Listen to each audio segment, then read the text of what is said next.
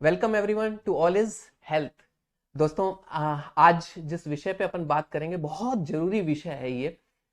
होता क्या है, आप देखते होंगे जब भी हम थोड़ा सा जोश में आते हैं और फिर वापस अपन कुछ एक्सरसाइज करना शुरू करते हैं और एक दिन करते हैं, फिर मालूम पड़ता है एक दिन हमने थोड़ा सा जोश में ज्यादा कर ली और उसके बाद में हमारे हाथ पांव दर्द करते हैं, फिर हम दूर हो जाते हैं। और ये जो चीजें होती हैं, इन सब से हम अपने आप को कैसे उभार सकते हैं, आज उसके ऊपर लेके उस पर बात करेंगे। और दूसरा बात करेंगे आज, जो कुछ भी हम करने जाते हैं तो वार्मिंग अप कितना बहुत जरूरी है अपने शरीर के लिए, उसके ऊपर हम बात करेंगे।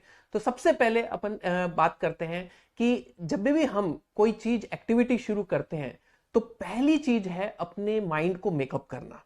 सबसे पहली चीज, कोई भी आपने अगर अपने लिए कोई टारगेट लिखा है कि मेरे को मैराथन दौड़नी है, या मेरे को कुछ वेट लिफ्टिंग करनी है, या मुझे अपनी बाइसेप्स बनानी है, या मुझे अपनी मसल्स बनानी है, या अपना मेरे को स्टेमिना इंक्रीज करना है, कोई भी चीज अगर अपन ने पहले एक टारगेट लिखा, तो सबसे पहले हमें ऐसा नहीं है कि एक्साइटेड होके और पहले दिन से ही बहुत ज्यादा करने लग जाना। ऐसा बिल्कुल नहीं करना चाहिए दोस्तों, क्योंकि ये एक लगातार करने का काम होता है। जब हम लगातार लगे रहते हैं और धीरे धीरे ग्रेजुअली हम थोड़ा थोड़ा थोड़ा थोड़ा आगे बढ़ते हैं, तब जाके हम अपने उस बड़े टारगेट को अचीव कर पाते हैं। तो सबसे पहली चीज आप लोगों को मैं यही कहूंगा कि आप कोई भी चीज जब आप पहले शुरू कर रहे हैं तो पहला ध्यान आपको ये रखना है कि आप अपना माइंड आपका किस समय आपका एक्साइटेड होता है, यानी दिन का कौन सा समय है जब आपके जो बॉडी की क्लॉक है वो उसके साथ में मैच करती है, जब आपको बहुत अच्छा फील होता है, उस पीरियड के अंदर आप उन चीजों को रखें। और कुछ चीजें ऐसी होती हैं जो कि हमें अर्ली मॉर्निंग ही करनी चाहिए। तो आपका कौन सा टारगेट है ये आपको पहले डिसाइड करना है, और वो कौन कब सुटेबल होगा उसका टाइम, एक शेड्यूल, लगातार उसी टाइम में आपको वो चीजें करनी है। तो ये एक तो आप रूटीन बना लीजिए।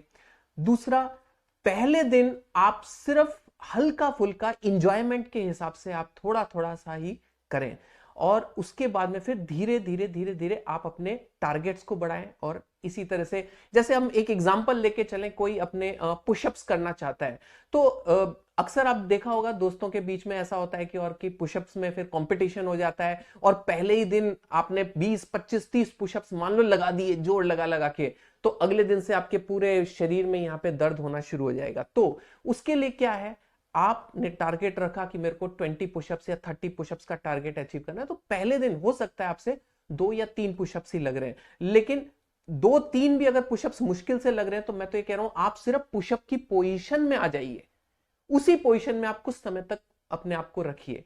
ये इस तरह से करना है। तो कहने का मतलब है कि आपको धीरे धीरे धीरे धीरे स्टेप बाय स्टेप आगे बढ़ना है। दूसरा, सेकंड जो इंपॉर्टेंट बात आज मैं आपसे करना चाहता हूं, ये बहुत जरूरी है दोस्तों। जो लोग गेम्स के टच में हैं, आप उनको देखिए, वो लोग कोई भी गेम होगा उससे पहले अपनी बॉडी को वार्म अप करते हैं। दोस्तों, बहुत जरूरी है वार्म अप करना। क्यों? अगर हम वार्म अप नहीं करते हैं और इमीडिएटली हम किसी भी गेम में इन्वॉल्व हो जाते हैं, तो बहुत सारी इंजरीज होती हैं। आप देखते होंगे नी इंजरीज होती है, शोल्डर इंजरीज होती है, और भी बहुत तरह की इस तरह की इंजरीज होती हैं जिसमें मसल डैमेज हो जाती है, और लॉन्ग लाइफ में उसका इंपैक्ट आपको देखने को मिलता है। तो आपको करना क्या चाहिए, जब भी आप मैदान में जाएं या sports, indoor games, outdoor games, जो आउटडोर गेम्स स्पेशली खेलते हैं, तो उससे पहले आप अपनी बॉडी को वार्म अप करिए। और वार्म अप करने का भी तरीका मैं आपको बताऊं, सबसे पहले आपको स्लोली, हल्के हल्की आपको जॉगिंग टाइप करनी है। एंड उसके बाद में जॉगिंग कुछ समय तक करने के बाद में, उसके बाद में आप माइंड से देखें कि पांव से लगा के ऊपर तक या ऊपर से लगा के नीचे तक एक सीक्वेंस में आप अपने आप को करें। तो उस तरीके से एक एक बॉडी के एक एक पार्ट्स को, रिस्ट से लगा के, आपको शोल्डर से लगा के, वेस्ट से लगा के, आपकी नी के, टो के, मतलब हर बॉडी के हर पार्ट को मूवमेंट देना है। जब आपकी बॉडी पूरी तरह से तैयार हो जाती है, तब आप किसी भी तरह का गेम और फुल अपना पोटेंशियल के साथ में अगर खेलेंगे, किसी भी तरह की आप इंजरी से अपने आप को बचा के रखेंगे।